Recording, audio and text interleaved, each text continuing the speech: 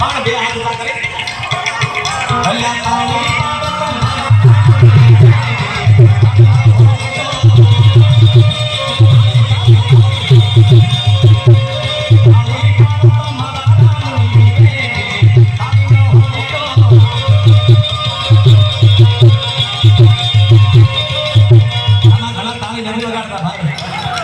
તમે મારા ઘરના છો ને મારું માલધારી વરણ મારું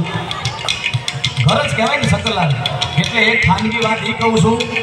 કે જે ભગવાનના નામે તાળી ન પડે ને ભાઈ એના માટે પરમાત્માએ આખો અવતાર રાખ્યો છે ભાઈ